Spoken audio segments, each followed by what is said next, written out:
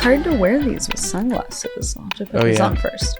No, it was like this psychic moment. I was trying on so many sunglasses and I was like, he's probably going to be like, don't wear sunglasses. And then I look at this text and it's all, if you want to bring some, I was like, Conrad, look at this.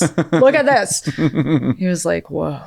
Friday Heaters, we're here with Cara Joslyn in the booth for the Friday Heaters podcast. Let's heat it up. Cara, how are you doing today? I'm doing fabulous. Thank you for having me. Jumping right in. Clearly, you're a person of distinct style. For those who are not tuning in on YouTube and just listening over the airwaves, you've shown up in a really fabulous outfit. This top is kind of this. You're murked out as usual and kind of your goth vibes, but yeah. Do your style sort of drive some of your creativity in the art world, or vice versa? Do you feel like you get your style from the art that you make?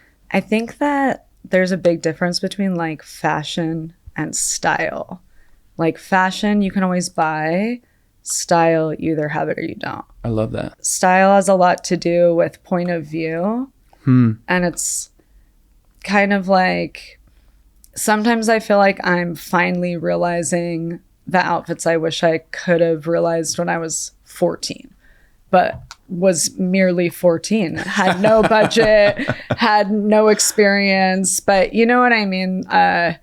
It's almost like a constant refinement in that way. So in that way, it's similar to like any sort of art practice, any sort of practice, right? But I tend to be somebody, I'm Italian American. I tend to wear a lot of things. I'm like wearing a million rings, a million necklaces. So sometimes I think, part of the reason I like to wear all black, it's like less busy. And it's a lot about like texture and shape or whatever. And I'm a Gemini. I'm kind of indecisive about things. Okay. And so I feel like it kind of helps just to be like, this goes with this. Yeah. So my closet's like black, red, some kind of patterny thing, navy blue. In terms of studying art and artists or studying fashion and style, is it even, or would your algorithm reveal one more than the other? As far as style goes, I've always really looked up to like musicians, right? People are like, are you in a band? Like all the time. To me and my friends, to me, whatever. But I think that that's more the kind of fashion that I've been influenced by. Sure. Growing up in the 90s, so much stuff is like thrift store, things from the 70s, the 60s, right? I know when I show up to like art events or openings, depending on what I'm wearing, people will be like, oh, are you an artist? And, just clear, general awareness of what an artist should look like. Do you feel like you get that most places you go with art community stuff in LA? No, because I feel like that LA art look is like, I barely got it together and left the studio chic, which I love that look. It's just not my look. Oh, well said. LA is so like, the sun in LA is like a dentist light. Like you can see every detail. I'm obviously more of a Caravaggio, Tintoretto, chiaroscuro light person, right? Yeah, so you grew up in San Diego area. Yeah. What's specifically hometown? Yeah, I grew up in Encinitas. For a little while, we lived in Salt Lake City. Okay. So my dad was a geneticist. How people like move around after they get their PhD. He went to UCSD. I later we're a UCSD family. I went to UCSD for my master's. Sweet. But and then lived in Seattle for like a year and a half, moved back to San Diego halfway through 5th grade, which is obviously traumatizing. You're like a total pariah when you move halfway through the year. But I also got that kind of experience of being an outsider somewhere. Yeah. But then I got to return. Yeah. And then I went to undergrad in the Bay Area. And then I once again returned to SoCal, right? Okay. So maybe that has helped you find some of the Caravaggio edge that I feel like Salt Lake City was pretty dark. I mean, crazy cult Yeah. era, like before Mormons kind of went mainstream, you know, too. So Sure. Yeah, like SLC punk days kind of. I was so little, but yes, exactly.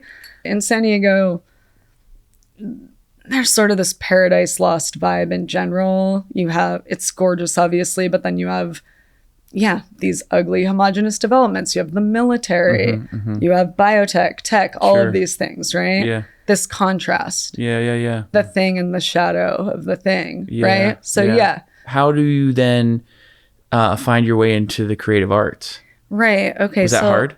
Well, okay. So like he's also like deadhead, blah, blah, blah. Okay. Almost like original hipster boomer. Okay. And then my mom, Italian-American, Newark, New Jersey, packed up her car, moved to California, became a Zen Buddhist, became a psychotherapist, hypnotherapist, very toxic positivity, very follow your bliss, right? And then my dad, very atheist, very mechanical universe, right? So there's like a rebellion against that, this idealism, right? I think that's very much what influences people to become artists in a lot of ways, is sort of this way to express this unspoken thing. Yeah, this kind of this tension or what's kind of eating at us, like expressing it somehow.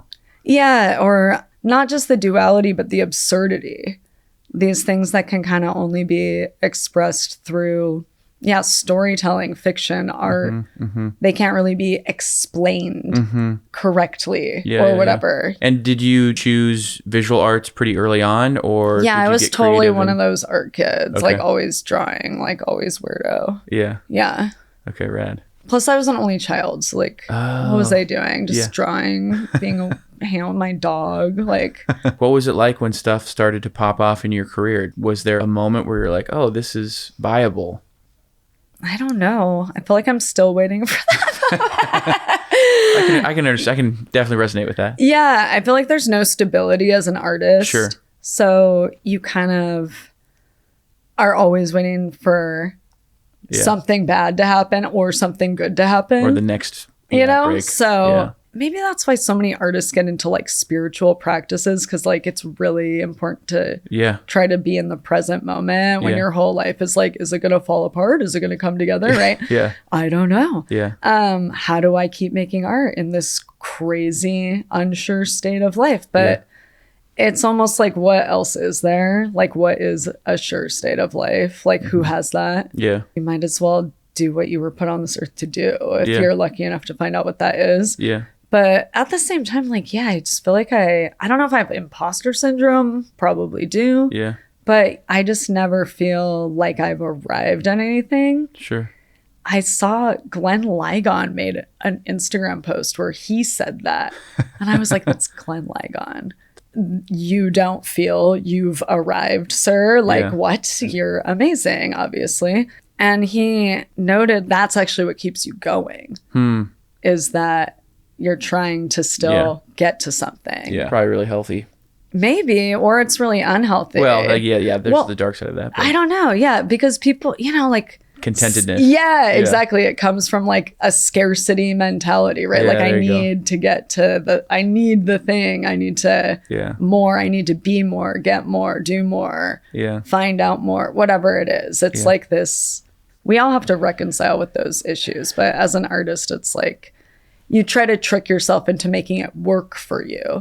I agree with that. I think there's something that for most of us, like growth is innately a good thing. When people stop growing, problems start to arise. Whether you get stagnant or whether, being complacent or unhealthy. It's important to keep developing. Or at least mutating. Like that's the nature of things, right? Sure. To like keep spiraling out and out, right? I feel like when I was having a moment where I was like, oh shit, maybe things are like going good. I feel like that was fun, but also so stressful. Sure. And the times where I'm doing really great, I feel like sometimes I've been the most insecure. And then something happens and you're like, okay, now I have to turn that into like a life lesson. You have to shut it out. That's where I was going. Because of this world we now live in. You have to find a way to be, I delete Instagram, Sure. the app, I delete it off my phone every time I go into the studio. Yeah. I literally feel like there's some mind suck that happens Totally. just knowing that little square is on my iPhone. I'm like, it's draining my life force. Yeah. Through the Black Mirror. I swear to God. Yeah. Once it's it's deleted. I'm like, okay, I'm alone. You're present. I can disappear into me time, reclaiming my time. That's part of also, I think, why I like working at night. Yeah. Like, this is my time. Okay. That's how I deal with it. And I think most artists do that. I think they have to shut it off. What are your work hours?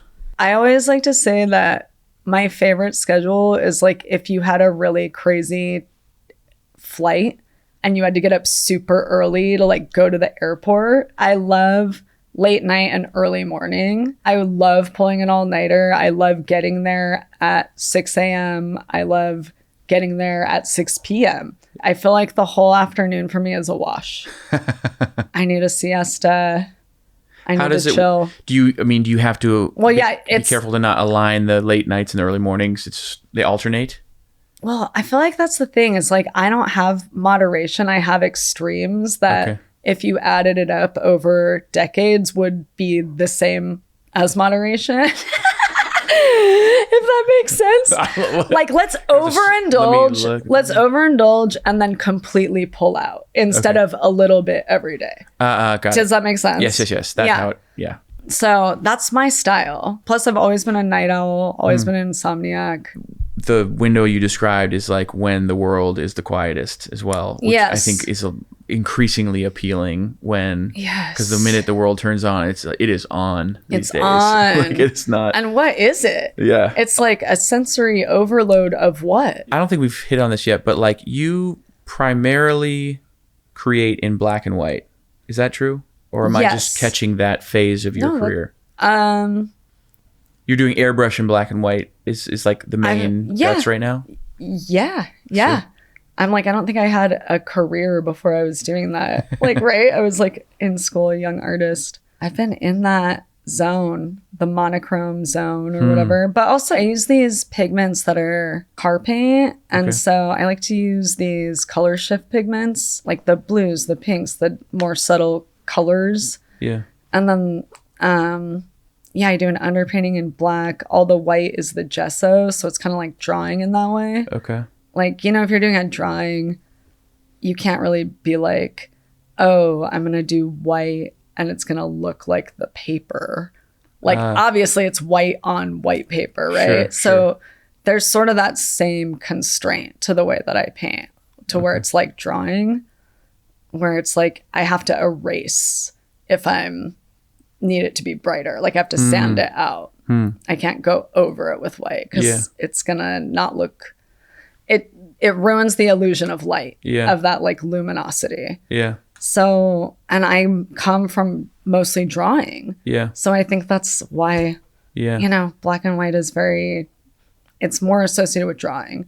As just a fan of painting and not an actual painter myself, whenever I think of you guys like having to sand stuff away, it feels very stressful. Is it just normal part of the process for you at this point? No, it is so fucking stressful. Okay, good. I was like, it just seems so stressful like to so me. Like, seen. Just the sound and the texture. My God, these are high stakes, Yeah, that's what you signed up for. If there's no stakes, then there's no game. Yeah. Come on. One of my friends, a great painter, Danny Gibson, and I were talking about this, and he was like, I don't even know how you make these. And I was like, no, but I feel that about the way you work too, because I'm like, how do you decide when it's done? How do you know when you're satisfied with this area and you're moving on to another? Like, are you stepping back? Like, what are you? I don't even know what that process is. For me, I'm like painting a section blind and I'm like, I have faith that it will come together at the end. It is a little puzzle. You know what I mean? I'm like a Clydesdale with blinders on. I need that. Or else I'll be like totally overwhelmed. If I'm remembering right, a lot of the subjects that you paint are found from books that you've That's correct. grown up with? Did not grow up with them, but I found one at my grandpa's house, this paper sculpture book from like 1958. I got a grant to make holograms when I was in grad school. That sounds really cool. It was cool. Fascinating process. My grandpa worked with this company that it was called Optical Coating Laboratories, Inc. But they invented these technologies that kind of turned into, holograms, thin films, optical technologies, right? And when I was in grad school, I wanted to, I guess, explore, you know, pieces of like my biography. Like, you know, like you're trying to be like, what am I doing? Who am I? What is this? Da, da, da. Like your existential crisising, right? Yeah. That's what grad school is supposed to do. And so you're like, let me try this, let me try that. And so I was in his library and I was like, well, maybe there's like some books. Cause I was like, I'm doing this holography project, got this grant. How am I going to take this back to the studio? How's this going to become painting though? Like I'm obviously this is not my art. I'm not a holographer, right? Yeah. Like that's not the path I'm going down. Also like the most expensive hobby. Holograms expensive? Amazingly expensive. Like, wow, like would love to. So I'm like, how am I going to bring this back to painting? Because that's kind of like painting and drawing is where I come from, you know? Yeah. And then I found this book and it had this really cool image on the front. It was like this pinwheel emerging from darkness, all black and white. And I was like, this weirdly looks like what holograms look like. It looks like an illuminated object emerging from like a shadow. So I was like, okay, yoink. And I like stole it. One day I was like, maybe I'll try to use these optical pigments that are from these technologies that this, you know, his company at the time had invented, which is like, you know, if you ever see like the astronaut helmet with like the orange coating on it. Yeah. That's like an optical film.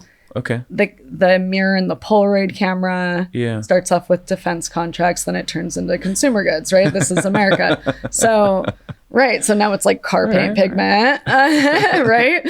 So that's like, so I'm like, let me get this pigment, let me work it on out, let me see what's up. Speaking to obsession, I was like, what if I just paint every image in this book? What if I just painted them all? Yeah. What would that be? You know what I mean? So whatever, some harebrained idea. Yeah. Where you're like, what if I just did this? Fuck it. Yeah.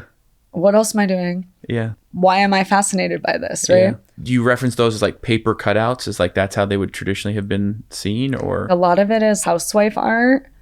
Amazing paper sculpture for every holiday. Got it. Yeah. Chris, like bunnies, like this, that.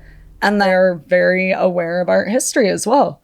So you're like, oh, look, I see some Matisse, I see some Picasso. Like it's entering the chat here with these people's like folksy craft art, you know? So I just thought it was really fascinating. Yeah. To connect all those dots. Yeah. Yeah. Great eye. Have that awareness to see it. Or I'm like, what am I looking at? Like, this is amazing, you know?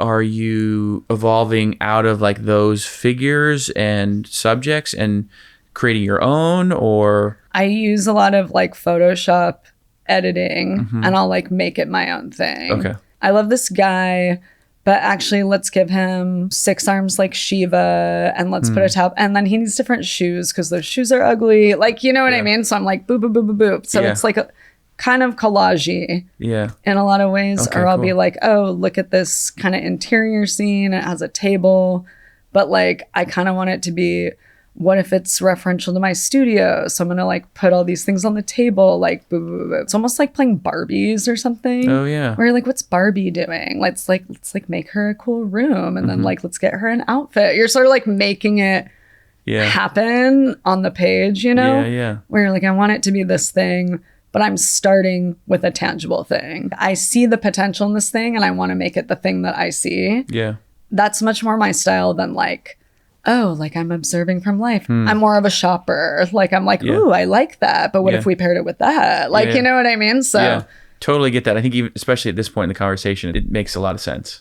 Yeah. Given how you've shared a lot about your life and how you navigate it. Yeah. And like, I feel like the word appropriation is just not even a thing anymore. So like, I wouldn't even call it that. Yeah. I like, is that a thing anymore? I don't, maybe, but I just think of it as like in music, we always used to say like you're borrowing, because like at some point.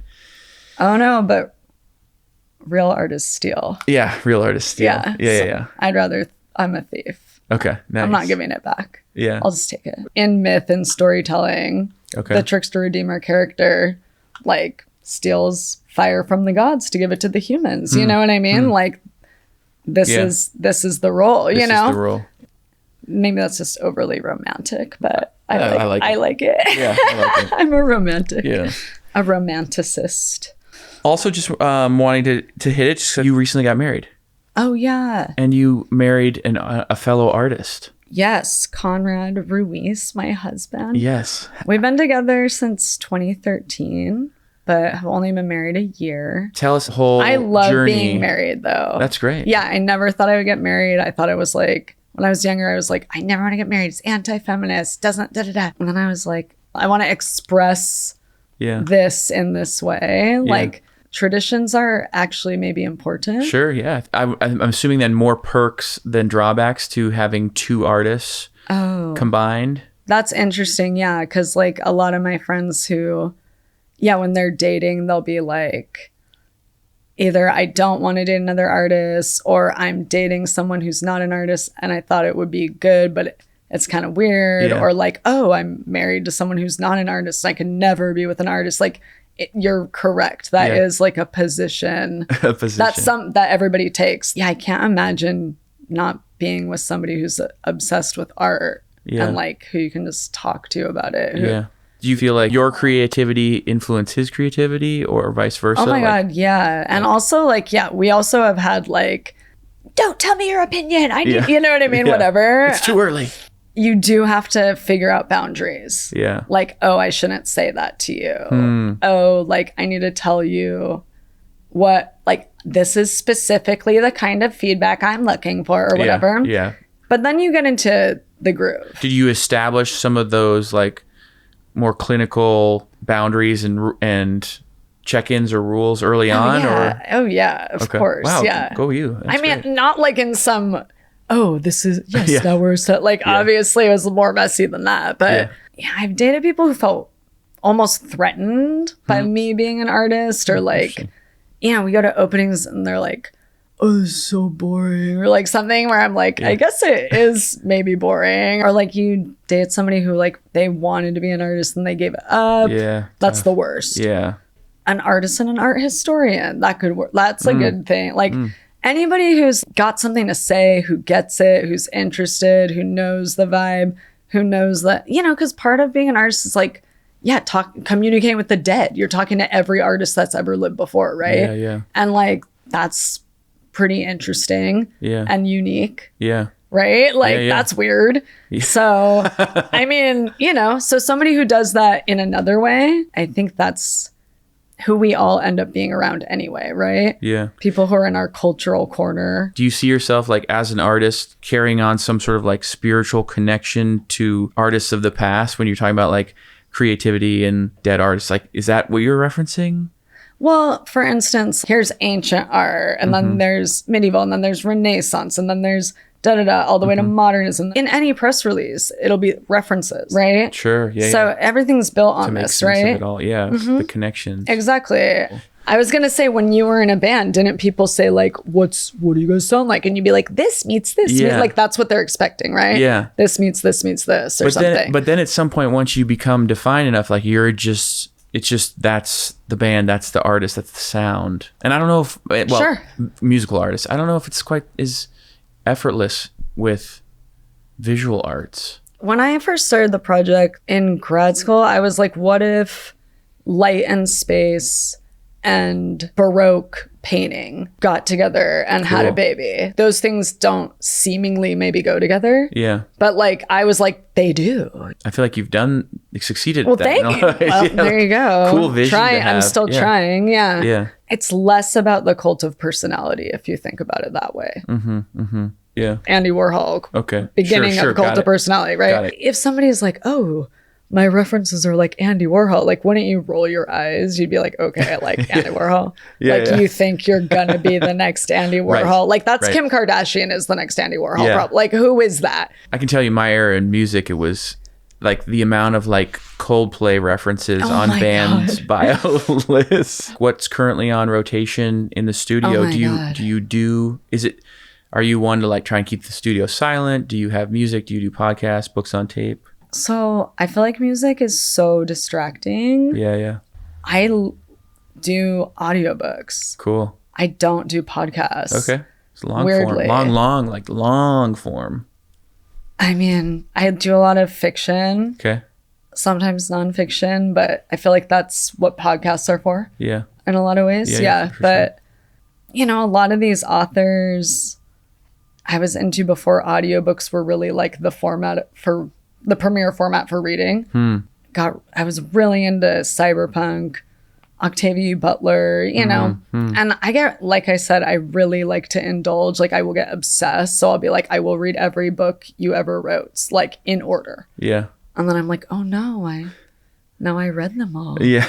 And then I have like an exit, like, what do I do now? I envy that with visual artists of Yeah. I think you can multitask. It's the one form where you can multitask and listen. Can't multitask in music, and then I think Definitely not. Yeah, the performing arts, it's a no-go. No. I think you and I first met at Art Basel Miami.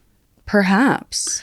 It was late at night. I came in late to visit you all at Emma's opening. At that restaurant Yeah. where Jared Leto was. Yeah. And he had his tux jacket with no shirt underneath. Yes. And I was like, sir, you are not Iggy Pop. I don't know if you can pull that off. How did that go down? We had a big talk and I was like, Jared, come here. Yeah. I got to tell you something. And it all worked out. So yeah. No harm nor foul. Yeah. But you got some styling jobs out of it after that. Fantastic. Yeah. Perfect. That's why he looks so much better now. Well, yes, he did. Right. But you had gotten your whole suitcase stolen. Oh my God. That night. That was so traumatizing. To lose material possessions is so traumatizing. How did you end up pulling off the rest of Basel with a whole new wardrobe? Because you had to like piece it together. So I had some stuff in like a carry-on. And the reason it got stolen was because someone stole it off the check conveyor belt like 2 seconds before I arrived. Ugh. And it's literally devastating to lose like, you know, just beloved pieces favorites and that you're stuff. bringing to Miami. And exactly. Ugh. Yeah, our friend Emma Webster lent me some clothes, and I actually had my assistant mail overnight. That's right. I was like, okay, my house key is right here.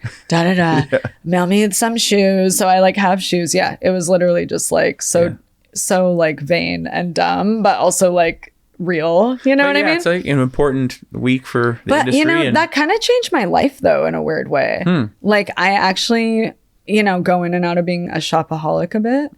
And since then I've been like, no, all that hard-earned money, like just gone. Recalibrates your. But also you want to make meaning out of it. So I was like, this is my meaning. Like I have to value material possessions less. I have to be less vain. I have to be, you know what I mean? Just like invest in like going on trips with the boo, having experiences. I just wanted to make something meaningful out of the tragedy. Also, I got to talk to weird police officers about it several times. Did they find the person that? Yes. Oh, okay. They found it was like on video, but I'm like, what is there's no recourse, obviously. Like what's like this isn't insured. But you know, like Florida is Florida. Yeah. Fly into Fort Lauderdale is the takeaway. Don't fly into Miami. Yeah.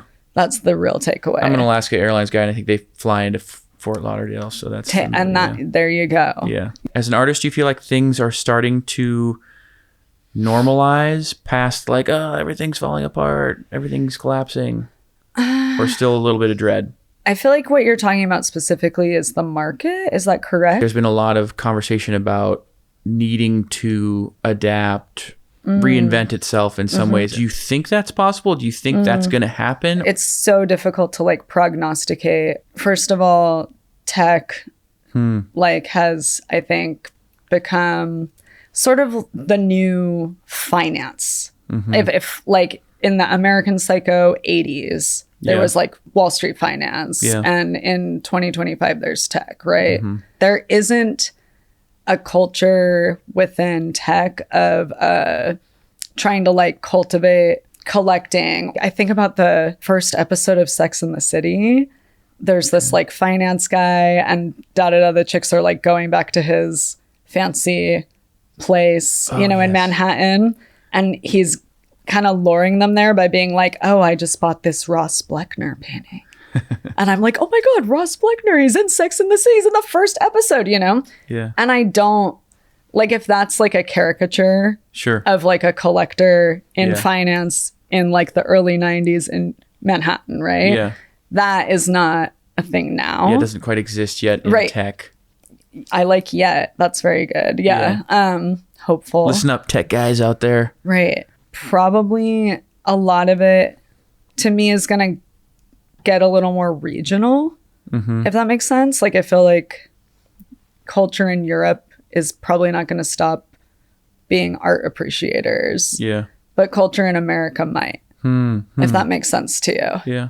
I do wonder, like, just with we're a visual arts conversation here, and just how so much of life and culture is now visual in video on our phones. Do we become desensitized to valuing images if it's just one after the other after the other? Disclaimer, I'm going to sound like an elitist asshole. But I think a lot of it is also due to like what you might call like the democratization of art because of like the internet or social media or whatever. Yeah. When people were talking about it however many years ago, it was like, oh, you could cut out the gallery. You could just like post your da-da-da, right? Yeah. And like anyone can be an artist now because of this tool. But is that true? Is that a good thing? Yeah. What is an artist? Do you know what I mean? So I think that's like an existential crisis, you know? Yeah. So I think that really is what we're having, you know? Yeah. Yeah, it's a great point. It's like, I know, you know, the term gatekeeping gets thrown out, and I feel like curation and gatekeeping are kind of close to each other in that sense. And like, I want everyone to have the experience of being able to create art. I was part of that in music, where suddenly like you can buy a laptop and record your own music and promote it all on social media, and like you're off to the races. Right. Same today with all artists, all creatives. Right. So that's wonderful. But then as a patron and celebrator... But look what happened to music. It became streaming. Artists don't get paid. Yeah, but... like, there's no money in music in comparison to what there once was. But no, there is the I would push on that a little bit. I think there's enough evidence to say like there's this middle part of the bell curve that can make sustainable livings. They might not be rock stars, but like they can actually... like pay their bills. Okay. And so there's some evidence for that. Okay.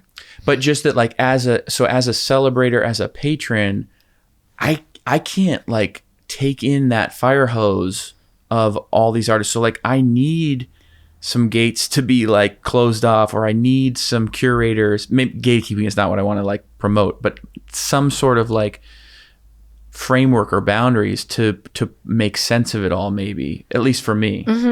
We're talking about money, right? Like we're talking no, I'm just saying, like, so okay, got it. Like art is very connected to like the free market, right? Artists don't get paid a wage. They make a thing, they consign a thing, they sell a thing, they reinvest, they make a thing, In Marxist terms, like artists are less alienated from their labor. They're not clock time. They're not, I'm worth $30 an hour. I'm worth $40 an hour. It's not abstract value, right? It's a direct relationship to your labor. Like you made a thing and then you sold it, right? Yeah.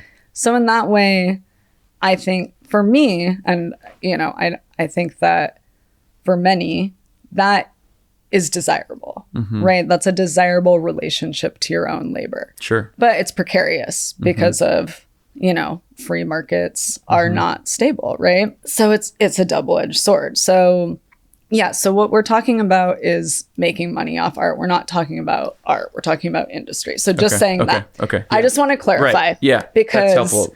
No, not for you, because I'm going to go into gatekeeping. Oh, yeah. Okay. Because I'm actually with you. Okay. Anybody could be critical of gatekeepers, but it's like these people are an expert in their field, right? Do you think the ancient aliens guy is a theoretical physicist? Or do you think he's the ancient aliens guy? Do you know what I mean? Like, do you think this rando person is an artist? Or do you think this person who's studied art, gotten, you know, terminal degrees in the subject, like dedicated their lifetime, a lot of time and study. Exactly. Yeah. And I hear that, I'm like, and that's why I'm like, disclaimer, I'm going to sound like an elitist asshole maybe, but as a non-artist, who hears that, it's like, that makes a lot of sense to me. Yeah, like, why does nobody respect art as like a thing that you can learn about, have expertise on, master, or whatever, have mastery over the subject, have a knowledge set. And like, the good thing about art is its tradition of challenging the notions of what it is, what it can be, like who's invited to the party, like these things, their critical discourse is encouraged, right? Yeah. A lot like science, right? In that kind of way, where figuring new shit out, right? Yeah. But I don't think the ancient aliens guy is a fucking scientist. Yeah. You know? Yeah. I don't think he's an archaeologist. Yeah. I don't think he's an anthropologist. Why is that? Yeah. But anybody's a fucking artist. Yeah. You know what I mean? Why is that? Yeah. So there's kind of this like... Yeah, is it... This problem of what is expertise, what is art, what is an artist, right? And I think because tech is much more ancient aliens vibe, you know what I mean? Okay. I think that that's part of why the culture doesn't get into this idea of like an artist who's like an expert who has who whatever you want to say, or this person's CV, they've like shown here, they've gone to this school, they've done this, and then somebody could say, oh well, I'm an artist, but I didn't go to Yale and I didn't and it's like, yeah, you didn't. Yeah. You know what I mean? I mean, I didn't either, but I'm just saying, like, yes, true, you didn't. Yeah. And what does that mean? Yeah. Like, you know what I'm saying? Like, what are you trying to say? So like, now you have to do X, Y, and Z things if you want to get to this place. This person did it this way. You could do it a different way. But like, that's a structure in place, not just for art, but for like everything, dude. Yeah. Like anthropology, everything has that structure. So why are we only interrogating art about it? That's one of the things that I would say, if that makes sense. It does make sense. It just, inspires so many different thoughts and more questions. Is that bitchy and shady? Sorry. No, because I think I'm sure there's so many ways to slice it too, though. Yeah, like, but I'm just saying, what is gatekeeping? Is expertise gatekeeping? Is a degree gatekeeping? Like, these are achievements. Yeah. These are... Yeah, well said. These are things that denote a specific knowledge set that you've acquired. Right? Yeah. In a system that exists. Yeah. Of course there's outsider artists. Like, that's a whole genre. Yeah. Like, of course there are. Yeah. Are those people amazing, viable artists? Yes. Yeah. You know what I mean? Yeah. So like, what is going, like, what? It's one of those like red herring things. Gosh, I wish we had a different term than gatekeeping, where gatekeeping or curation is sort of like appropriately supported, because we're coming out of this era, maybe long standing era, where that wasn't discussed as much, or it wasn't as confronted. But sometimes a gate protects a treasure.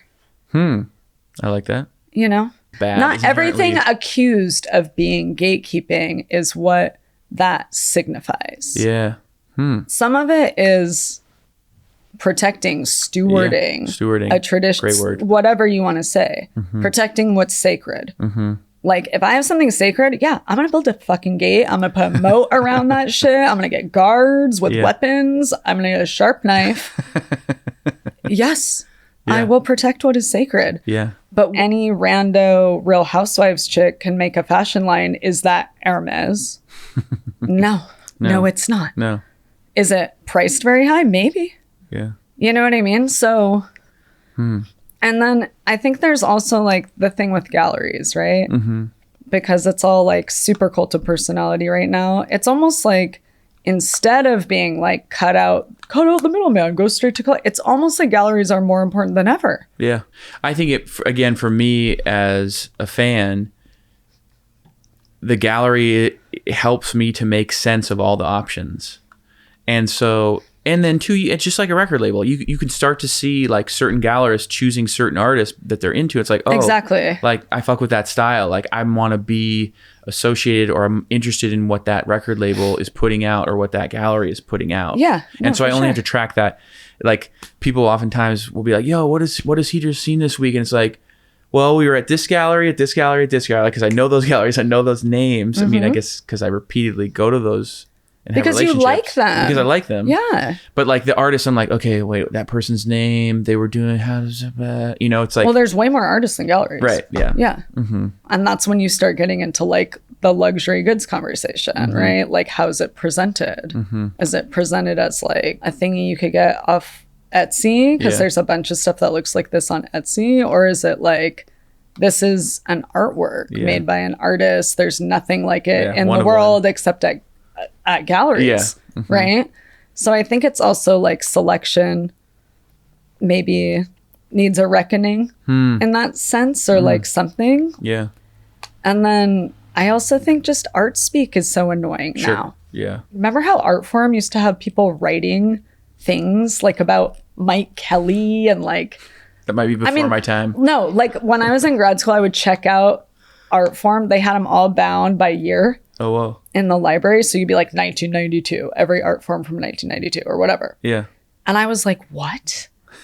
Like, it's not just like glossy ads, you know? It would be like essays written by people that were teaching in the art history department at UCSD. Like, what? You know what I mean? So it's also like, what's the discourse around art? Sure. One of the things I love about what you're doing is you're asking questions, you're being curious, you're talking to artists, you're talking to people in this world, and you're like, let's have a conversation, answer the question, let's riff it out. Yeah. You're not like, let me ask a question and now I'll answer it. Goodbye. You know, like it's not just some mansplaining, womansplaining, internet, blah, blah, blah. Yeah. Thinking about your artwork, and I'm like, I wonder if people even know, like, just the way in which you pontificated, which was like so deep right now and so like art historical, and just took me through this like journey of understanding. So bitchy.